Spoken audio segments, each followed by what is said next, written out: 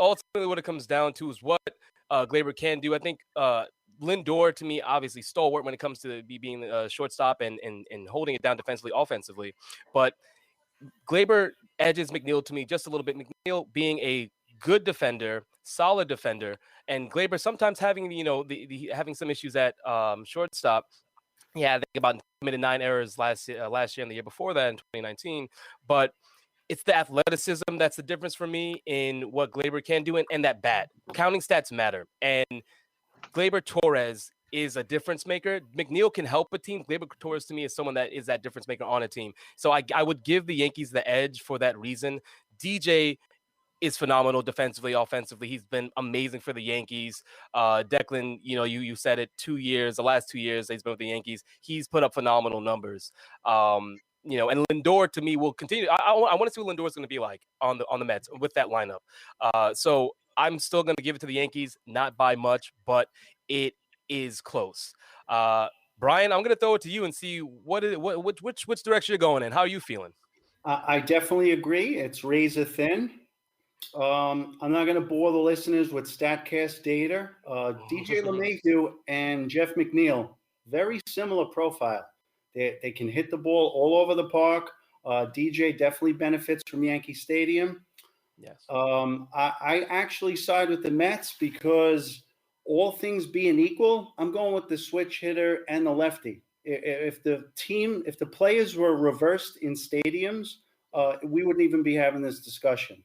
I will go with when in doubt, defense too. Now Gleyber clearly has a big year in front of him.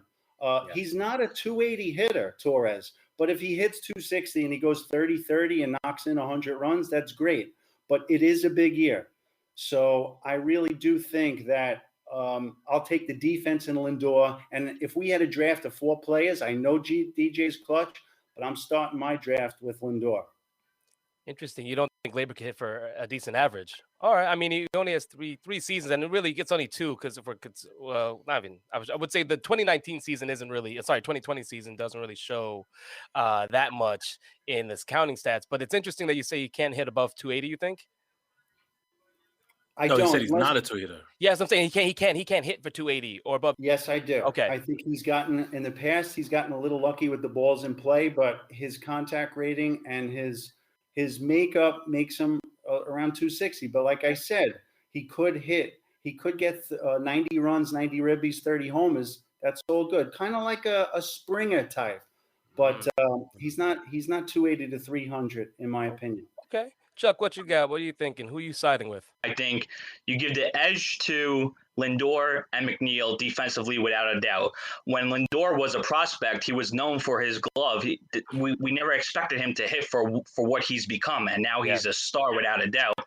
And then on the other side, like Brian said, Gleyber is not that good defensively, especially at short, which is one of the reasons why I didn't want the Yankees to commit to LeMahieu, because then that meant Gleyber would have been your shortstop for, the next 4 seasons or whatever, which I don't think is too good.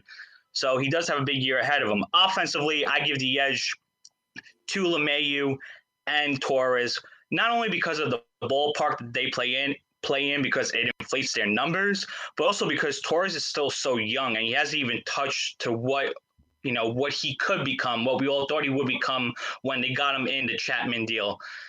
So when I really broke it down and everything, I got to give the edge to the Yankees as of right now, because what they do on the offensive side of the ball, and I want to see how Gleyber does defensively with a full spring training. I can't really count last year because, everything happened with COVID and they didn't really get that, full-on spring training slate. So I want to see what happens this year. But as of right now, on this date, I give it to the Yankees.